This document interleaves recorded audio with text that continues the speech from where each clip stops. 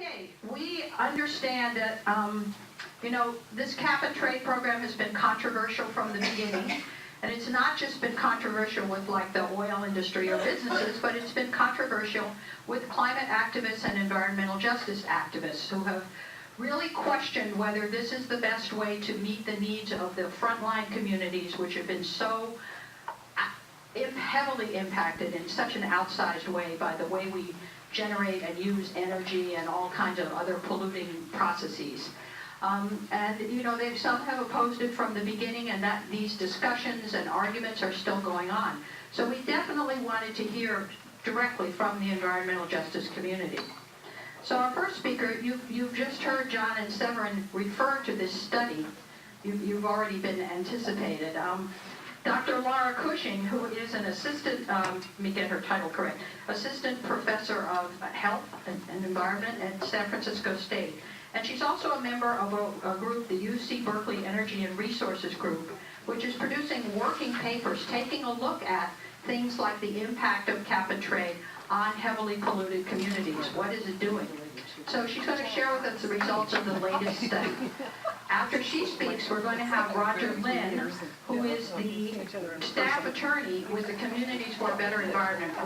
Those of you who've gone to Bay Area Quality Management District meetings or to other meetings with the Communities for a Better Environment have seen him and heard him.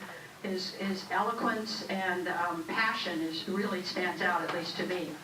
So I'm going to go right from Lara into Roger, and then we're going to have questions. So remember to write them on cards. There will be people to pick them up, and we'll have questions after we finish. Thank you. Thank you, Judy. Well, I'm really happy to be here. Thank you for the invitation. It's been a really educational morning already for me, and I hope for you.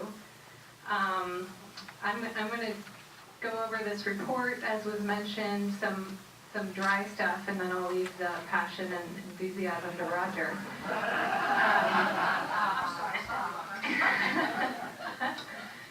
So, as was mentioned, this was some work that I did along with colleagues at UC Berkeley and USC, University of Southern California. And the goal was really to look at some of the issues that have been raised by environmental justice advocates with respect to cap and trade, and try to, since it's early in California's cap and trade program, it's hard to say much in terms of what's happened, but to at least try to start to think about how we might look at these issues going forward to strengthen our regulatory approaches in ways that both tackle climate change and help us meet these environmental justice goals. So I think most of us are aware of kind of what the concern is, which is that greenhouse gases, of course, don't harm health that much. CO2 doesn't harm health in the communities where it's emitted, but usually it's emitted along with other co-pollutants that do harm health, such as particulate matter and other things. So as an example, an illustrative example, this facility here on the left emits, both facilities emit about 2.5 million metric tons of greenhouse gases, but the particulate matters coming out of the oil refinery over here on the left are much higher than this power plant on the right, and the population living nearby is also much higher. So in terms of the localized health impacts, one facility would have a lot more than the other. And the concern with trading is that it's agnostic to this fact and where those pollutants are emitted. So in our report, we did a lot of work to combine different data sources on greenhouse gases, co-pollutants, and neighborhood demographics, neighborhood characteristics. So what we found was that the number of greenhouse gas emitting facilities near communities tended to go up with their proportion of people of color living in those communities. So, for example, this is the average demographics of block groups in California, census block groups. that do not have any facility, greenhouse gas emitting facility within 2.5 miles. And this is the demographics of communities that have 4 to 13 facilities within 2.5 miles. So you can see there's a real gradient with respect to race and ethnicity, and also a gradient with respect to poverty, although it's not quite as strong. Let me just go back here. So this, what this suggests is that emissions reduction from greenhouse gas emitting facilities could really benefit communities, disadvantaged communities, low-income communities of color, because that's where a lot of these facilities are located. So for communities who live near these big polluters, I think many of them saw the climate change, AB 32, climate change legislation as a ray of hope that perhaps this might provide more muscle to achieve localized pollutant reductions. Because of course we are regulating particulate matter, for example, through the Clean Air Act, which has been successful, very successful in reducing overall levels of these pollutants, but not so successful reducing hotspots in localized pollutants in communities. So we wanted to also take a look at how, are the larger greenhouse gas emitting facilities also emitting more of these health damaging co-pollutants. So we first looked at particulate matter. We've since gotten some additional data to be able to look at other co-pollutants. That's not quite ready for prime time, so I didn't have that for you today. So you do see a weak relationship between how much greenhouse gases facilities are emitting and how much particulate matter they're emitting. If you look at PM 2.5, the relationship is even steeper, although not quite or similarly fuzzy, scattered. And if you look within some industries, the relationship is actually really tight. So the correlation for refineries in PM 2.5, for example, is over 95%. So it's a very tight relationship between how much greenhouse gases they emit and how much particulate matter they emit. We wanted to focus on these orange facilities here, that is facilities that tend to emit a lot of both. So there are about 66 facilities here that emit in the top third of greenhouse gas emissions and the top third of PM10 emissions. And those facilities are are located in communities with a much higher proportion of people of color and people living below the poverty line than other parts of California. You can see 66% versus 57%, for example, in the average number of people of color living in near these facilities. We also looked at what's happening with the localized pollutants since the advent of trading. I think I definitely agree with the two, with Severin and with John, that the recession had more to do with this than anything else. But we did want to look at, since we do have data on this, we should be looking at it, right? So what has been the trajectory for the in-state emissions? Trading began in 2013, and so here you have the 2 years prior to trading and the 2 years after. We since have another year of reporting now available, 2015, which shows pretty similar trajectories in that cogeneration has continued to go down, oil and gas, or emissions associated with oil and gas production have continued to go up. Refineries haven't changed very much from their pre-trading emissions, and same with cement plants. And this big jump, if you're wondering what that is about, is associated with a similarly sized reduction in emissions associated with imported electricity. So suggesting that utilities kind of switched from importing so much to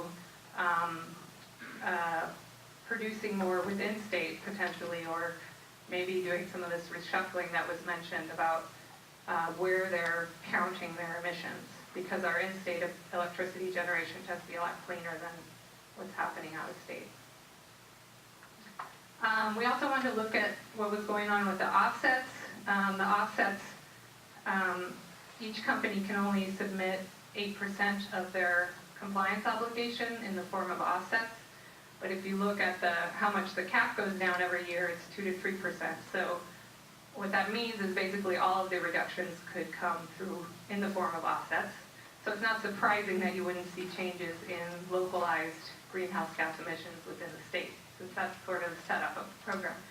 So in fact, the offsets that were used, and offsets have been cheaper than allowances on the market. The offsets that were used total credits much bigger than the decrease in the cap, about 4 times bigger than the decrease in the cap over the same period. Most of those offsets have not been from projects in California. They've come from other states. And most of them have been in the areas of forestry and the incineration of ozone-depleting substances, which I think both approaches can be critiqued in terms of, are those reductions real, and are they really comparable to reductions that come from burning fossil fuels?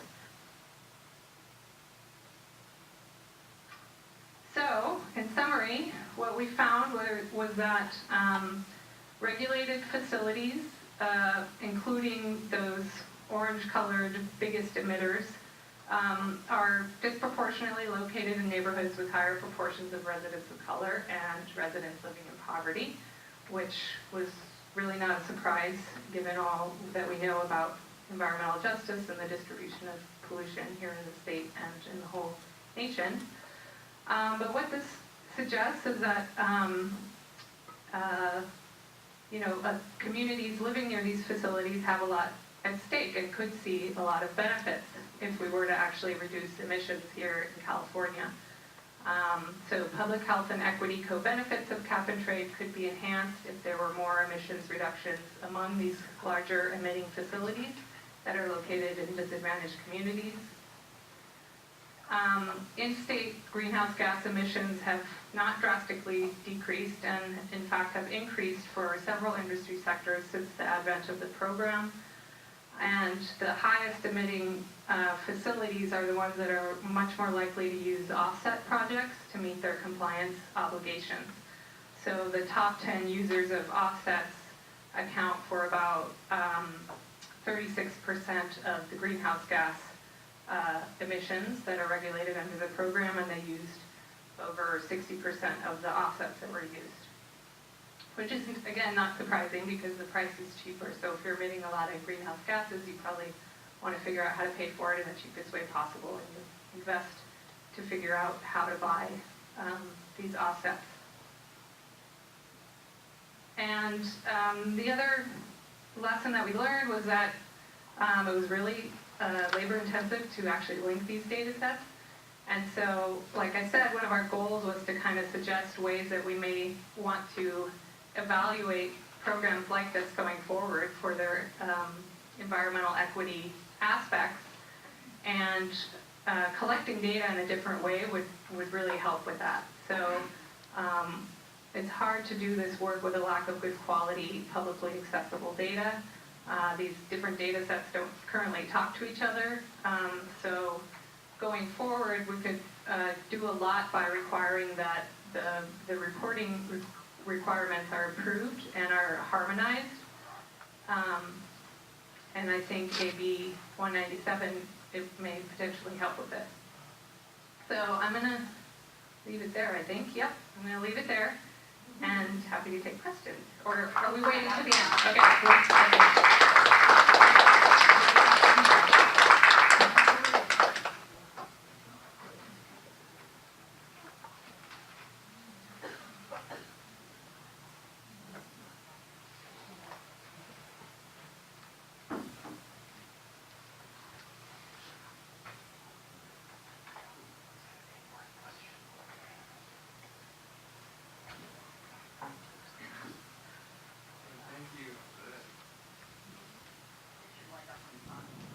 Thank you. Thank you for having me this morning and also for being here. I'm Roger Lin, attorney with Communities for a Better Environment.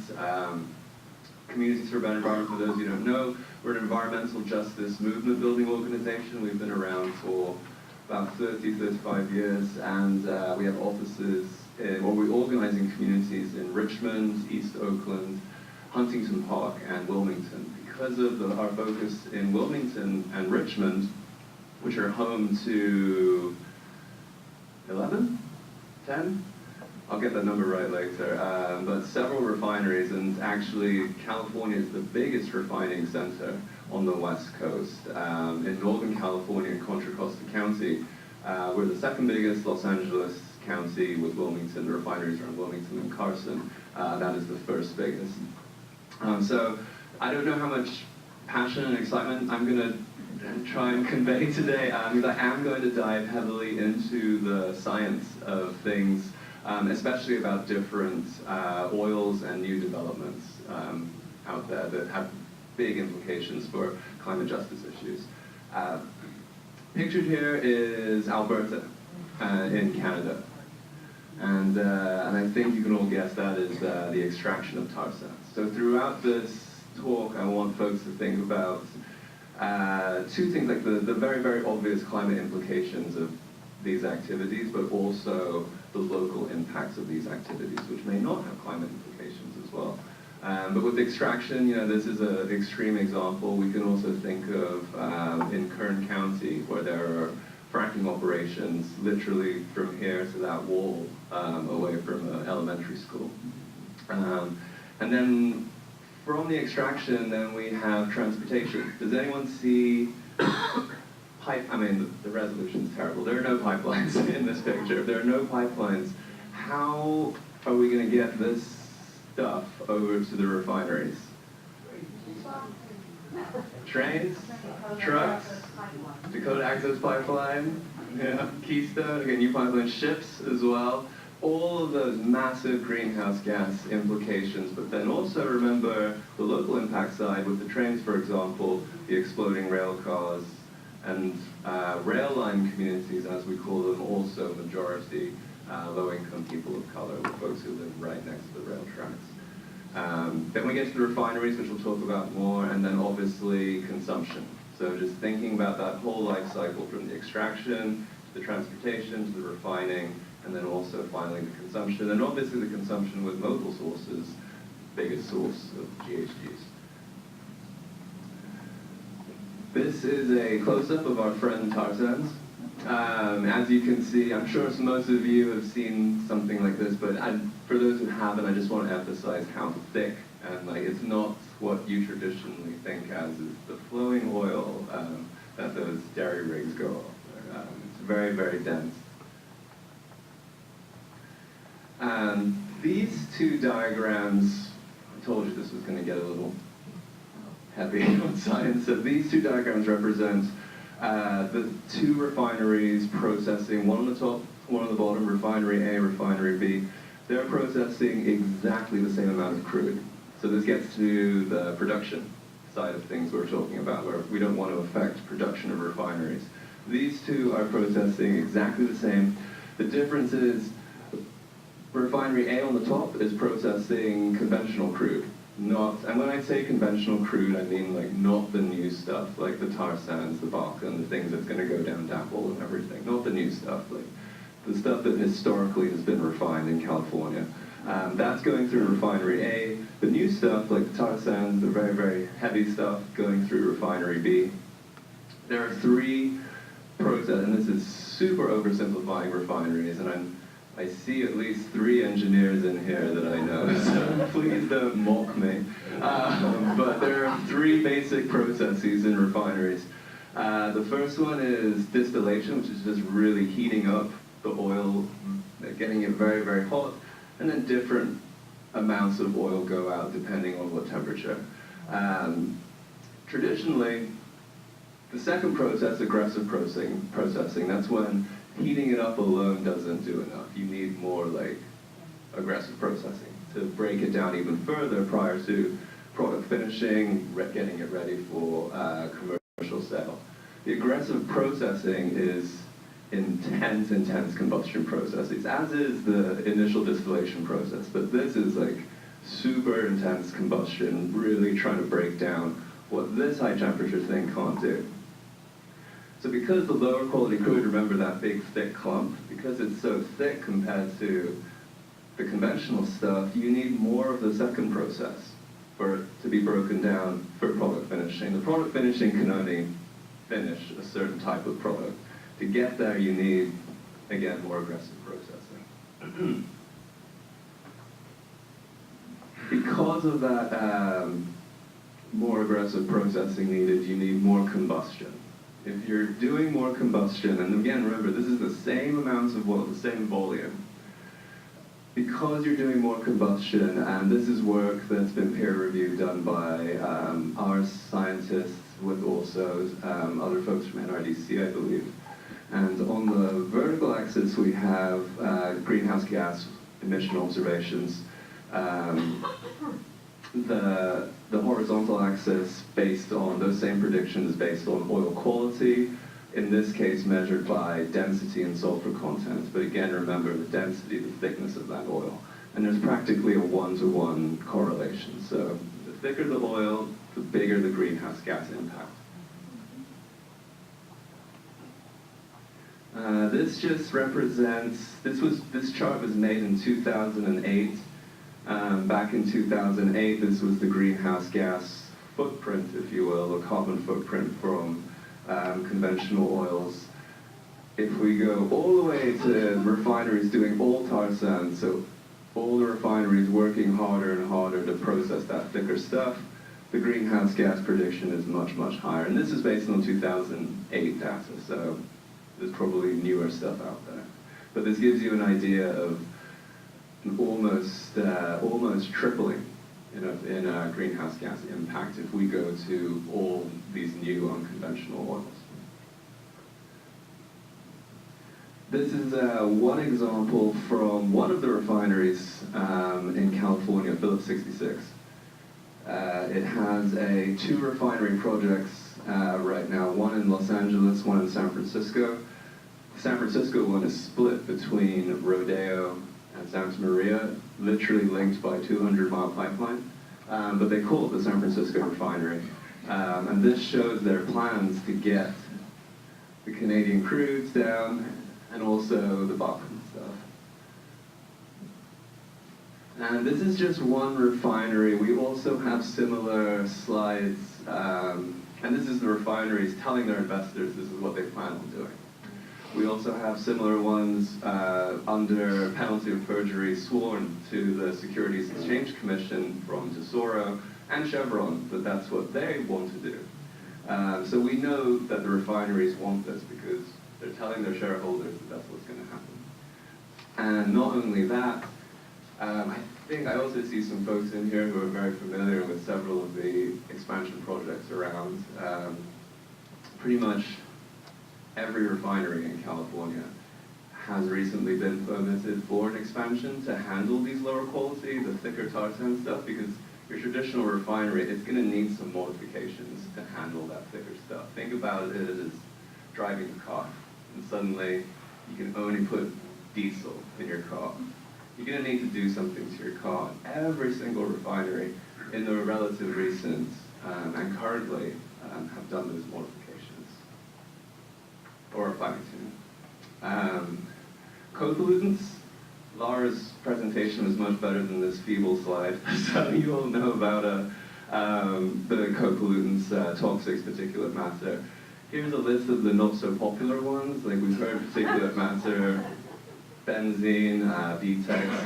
The ones with an asterisk, I honestly don't know what a lot of these are. But they sound, I know acetone is there, lithium as well. The ones with an asterisk, though, are subject to health risk assessments. The ones without an asterisk are not. And then also fires. I think we all remember where we were on August 6, 2012, when the Chevron Richmond refinery fire happened. I won't get into too much, but the reason behind it, the Chemical Safety Board came in, investigated, and they said that the root cause was the lower quality oils. The heavier the oils are, the more sulfur content they have. Remember that one-to-one correlation. And that literally ate through the pipe, which is as thick as a dime, or less than a dime, when it exploded. So remember Porter Ranch? And also this goes back to the greenhouse gas implications and also the local impacts. Local impacts, obviously 15,000 sent to local hospitals. But remember, I don't know, I can't quantify how the greenhouse gas impacts of this explosion, but think about Porter Ranch for when these sort of hazards do happen. This just looks at the sulfur content again, comparing basically A&S is what we've traditionally done to sulfur content, and it's obviously getting much, much higher. I won't spend too much time on that one. But I do know we've heard a lot about all of these bills, and just want to end quickly by revisiting these bills. Governor's executive order, but now we have SB 32 and AB 197 as well. How are we going to meet these goals right now? Like when AB 32 was crafted, again, remember the date of these refinery expansion projects. When are these refiners going out to look for these new oils? And when do they want to refine them? Have they started refining them? That all happened relatively recently, not when AB 32 was written. SB 32 just passed. Maybe about a third of the refinery expansion projects are online right now. Of those third, not even a full capacity of the amount of tar sands that they could bring in. So do those laws contemplate this new development that could like totally swing things up on greenhouse gas impacts? And finally, related to that, I just wanted to address exports. So I don't know if we talked about it this morning, sorry, but are we using, in general, more or less gasoline now than a couple of years ago in California? We're using a lot less because we have great, we've made progress.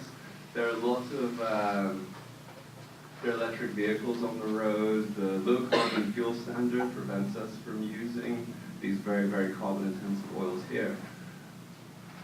On the flip side of that, how much do you think refinery production has increased or decreased? Increased. Right now, refineries are at, and this is what the proposed emission caps would do. They would cap production as it is now. Well, not production, sorry, emissions as they are now. Production capacity right now is 97.7%. So they might lose like 2.3% or something, but but that definitely emphasized that they're almost at capacity. Use in California is going down, but they're trying to ramp up production.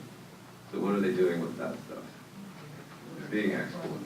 So it's something that's no net benefit to the states, hurting the most vulnerable communities in the states, but for the deterrent profit. So I think our agencies have very, very important decisions to make in the next coming years, especially about whether to allow all of these new oils into use. Happy to have questions.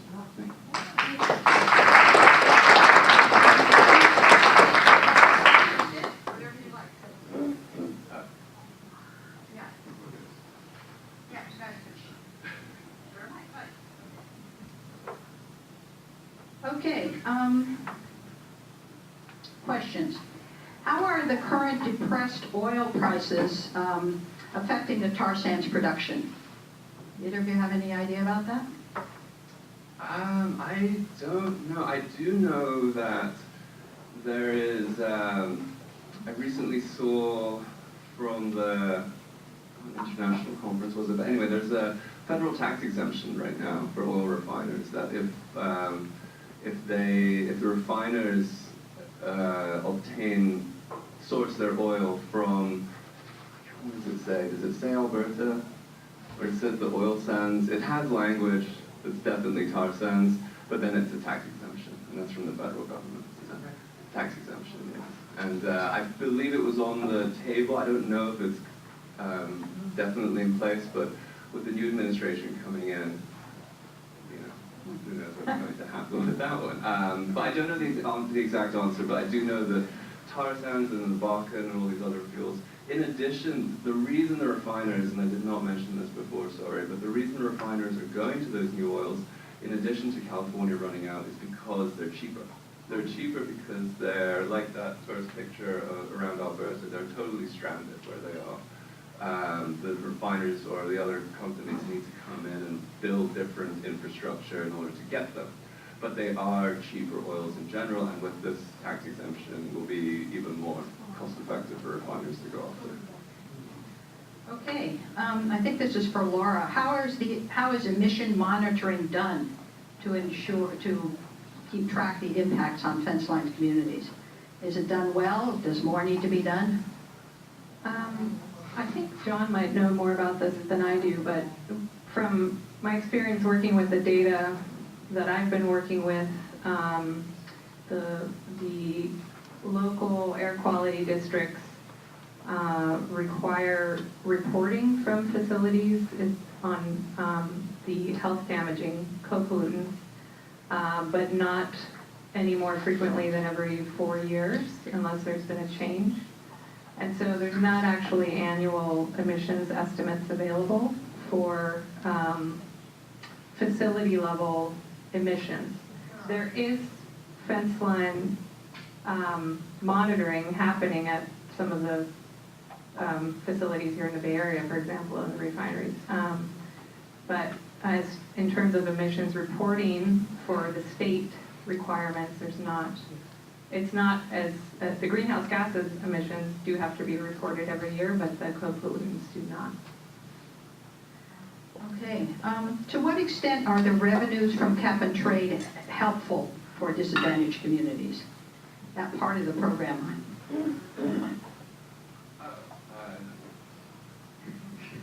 I haven't worked on this, so I can't really speak to it myself, but I do think it's important, and I think the environmental justice community has been a little divided on this issue. But I think in terms of the impacts on local communities, that side of it has been much greater than any emissions reductions in terms of the revenues that might actually be getting invested in projects that communities care about. I think that could be quite substantial, but we'll kind of have to wait and see. Roger, do you have anything? I just want to add two quick things. Going back to the air monitoring stuff, we are lucky to have someone who used to work with the air district here, and she might know more. I just wanted to add that I do some work in East Oakland as well. Do folks want to guess how many air monitors there are in East Oakland? One. And it's broken right now. Actually, they might have fixed it by now, but it was broken a little bit ago. But about the SB 535 mechanism, we do see benefits in our community, for sure. It does, I do have to say, though, that it's almost a strange reality where everyone is sort of at the same time jumping to say, I'm a disadvantaged community, we need the money over here. And it sort of creates that mechanism as well. Instead, in my opinion, there should be a direct funneling in. And then looking at the tools that are used to direct the money, Cal Virus Screen is one of them. The latest version of Cal Virus Screen, as part of a vulnerability factor, where and that directs where the money's going to go. It took out refineries. I don't know if it's going to go back in. It's not final yet. But if you think about the logic of trying to make reparations for like the greatest stationary source emitter, but then you take that person out when it's time to direct that money in. So we do see benefits, but it's clearly complicated. That's a watchword for this workshop, I think, complicated. Do you feel that AB 197 will address the EJ concerns, or how much will it address the EJ concerns with cap and trade?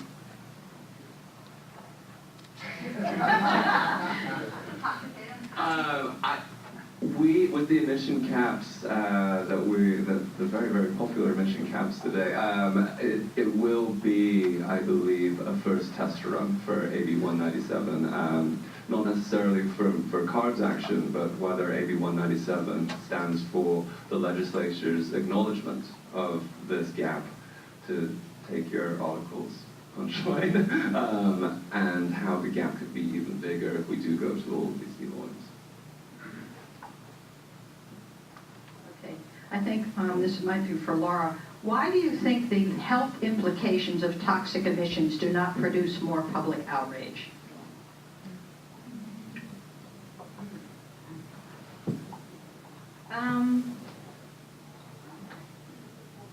I'm not sure, but I think in terms of, I think there's plenty of room for disagreement about how we should address environmental justice concerns versus climate concerns. And in both cases, low-income communities are likely to be the most impacted, both by climate change and by these localized pollutants, toxic pollutants.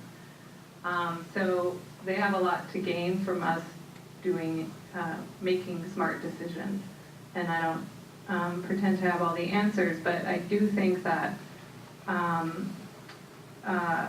it's important for climate activists to acknowledge the environmental justice problem, and the fact that these toxic, maybe the reason there's not a lot of outcry is that most people are not exposed to a lot of toxic air pollutants at high levels in California, but some people are exposed to a lot. And those communities don't tend to have as much sway on the political process. So I think it's important for us to grow the movement, and to acknowledge, and in a state whose demographics are rapidly shifting, it only becomes more important that the priorities and the leadership of communities of color and their concerns around toxic air contaminants are taken seriously. I don't know if that really answers the question. Here's a sort of a fact-based question. Where are the exports? I'm assuming this is exports of refined oil. Where are they going, and how much can they increase?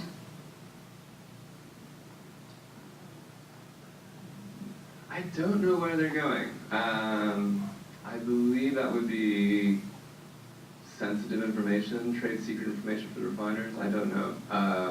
But if we look at... They're going mostly to Nevada and Arizona. So they make CARB gasoline and they make non-qualifying fuels, and they ship them to Nevada, which has usage of standard conventional gasoline, and Arizona, which uses a lower standard in California. Did you all hear that? That answer? Okay. So I would just want everyone to remember the 97.7% production rate the refineries run now, to answer the question of how much could it increase by. There's that 2.3, but however better California gets with our stuff, those exports could increase, especially to the lower standard state. I think that was what the question was getting at now. Given how much, I know we're getting it's very technical. Given how much modifications refineries have to do, what chance is there that they'll move somewhere else in the state or maybe out of the country if we continue to require more modifications? Well, the funny thing is, no, I don't think any of our groups are really pushing for them to leave. I think it's always, we're pushing for them to be cleaner and to run better. And I think the rhetoric we hear of "we will leave" is, especially to remember the 97.7% production again. And also the location of these refineries. We see them near most of them have their own wharves.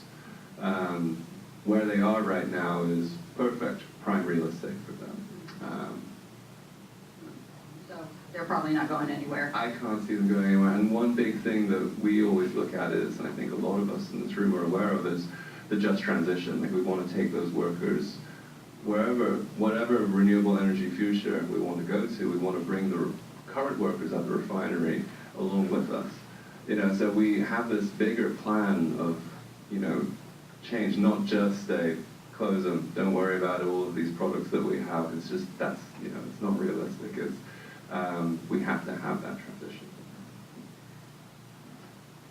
Someone says, in the new Trump era, do our local refinery limits on greenhouse gas emissions give us leverage to keep the tar sands in the ground? Does California have enough clout with to affect the tar sands?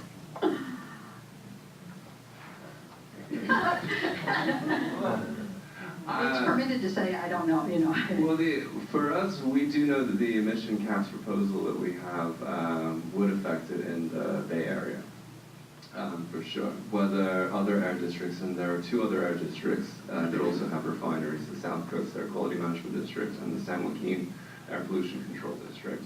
So there are only 3 agencies that could potentially put in a cap that would limit the amount of more greenhouse gas or climate disrupting feedstocks. How that limits tar sands in general, I don't know, but it's, as far as the Bay Area and the potential for the rest of California, we do have the ability to do that. I'm not quite sure what this question is. It says relation of cap and trade to the air district's greenhouse gas emission caps on refineries. Yeah. Is there a relationship? And I think it's apples. I mean, it's cap and trade, and then cap. we could have both, right? We could have both, and we are of the position that we don't see a potential conflict. We see that and I think AB 197 is actually the legislature's response to say we actually agree there's no potential conflict. It's actually not apples and oranges, but one is necessary. Well, they need to complement each other. We need local action and also some market mechanism. But I think that the legislature with 197 was very clear that you do need both. The final question is actually about fracking. And given the governor's intransigence, I guess, but a number of counties have been putting in bans locally. What do you envision as the future of regulations and litigation on this issue? I wish I had. Do you? Okay. I wish we had our colleagues at the Center on Race, Poverty and the Environment, and Food and Water Watch, other organizations like that, and also Sierra Club have been amazing with doing the pushing back on extraction and including fracking work. There was the biggest anti-fracking march in history in Oakland in 2013, I believe. Governor Brown did not respond well, so I don't see a statewide moratorium. We, Center on Race, Poverty and Environment, then had a lawsuit to get on SB 4, which was, I believe, the current fracking regulations to get them to become more strict. That didn't really go well, unfortunately, but there are appeals in general. And I think to bring it back to what the gentleman from the Air Resources Board was saying, at the end of the day, there are, we have these lawsuits and everything, but for me, the biggest part to being a lawyer at CBE and doing this work is to do events like this and go to agencies and get the agencies to do the right thing. When the agencies don't do the right thing, it's much, much harder to sue them and then get a judge to say that the agency did something wrong. Like, if you can get the agency to do the right thing the first time around, that is the best outcome you can hope for. So with fracking, I think we're on an amazing track, and I don't think the litigation will get us there, but the track that we're on with getting more local, stronger action locally is the way to go for sure. And keep showing up at these board meetings, right? I know it was quite a shock to the Air Board when the crowds began to show up. It really works. So we finished with this segment a little early, which is good because we need to talk about the future of all of this stuff. I want to thank Lara and want to thank Roger so much.